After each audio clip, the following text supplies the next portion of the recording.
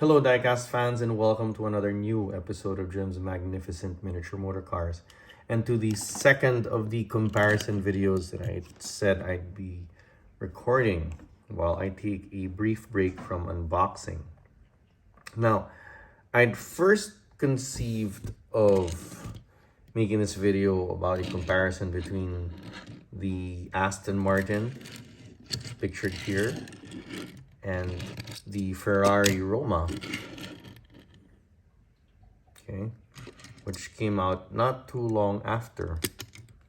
And to be fair, there's quite a bit to compare here. I mean, they're very similar in shape. They're both front engine Grand Tourers, okay. But I also wanted to take this opportunity in this video to pose the question, what the heck happened to the Aston Martin license? I mean, it feels like they got it like 2 or 3 years ago, and yet since it was announced, all we've gotten are the Vanquish Zagato, the DB5, of course the legendary James Bond DB5, and an SUV.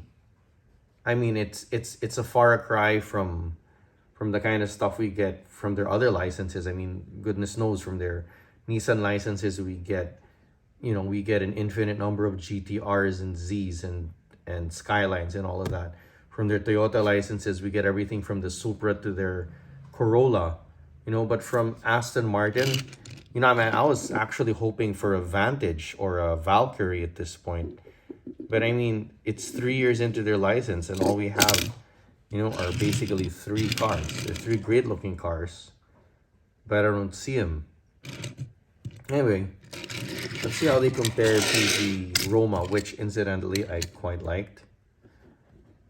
And I also like to give a shout out to my dear viewer, well, one of my dear viewers, who actually told me that he has and quite likes the Aston Martin Vanquish models. Well, I like him too, buddy.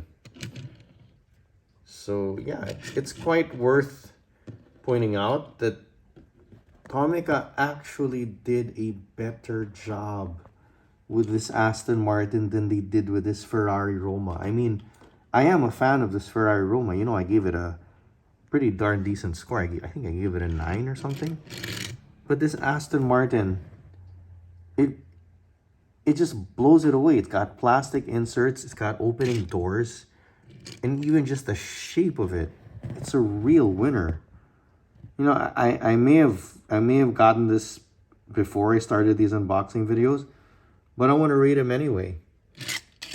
The Aston Martin Vanquish Zagato gets a 10 for me in both editions too, because I love them both. You got this maroon red. It's like very similar to the Rosa Corsa of the Ferrari. And you got this charcoal gray that's so dark it borders on black. And they're both incredible. Look at that. Plastic inserts for headlights. Fantastic grille rendering. And I'd also like to point out that when I got these cars, these were still $5 cars because inflation hadn't set in yet, so they were more affordable in actuality than the Ferraris eventually were. So yeah, these are excellent cars. I mean, much as I like this Ferrari Roma in both colors, much as I like these cars, for me, these are the winners. You guys had better believe it. And yeah, again, allow me to take this opportunity to say, hey, Tomica, please bring us more Aston Martins. I hope you guys still have the license, because I know you can bring us some really great stuff. And well, I, for one, am really hoping for more Aston Martins down the line. And don't give us any more of those stuffy SUVs. We want Valkyries, we want Valhallas, and we want Vantages. Please bring us those. And not just in the regular line either. Bring us some Tomica Premium Aston Martins, or who knows, maybe even Tomica Limited Vintage Neo Aston Martins.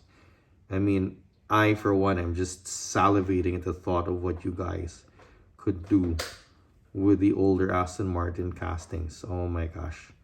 Just the thought of it is tantalizing. Anyway, so that's it for this episode. It's a brief comparison episode, but it was also a bit of checking in on Tomica to see what the heck is going on with their Aston Martin license. So I hope you guys enjoyed the episode. Okay? And I hope for those of you who just got here that you will consider giving me a like and a subscribe and hitting that notification bell.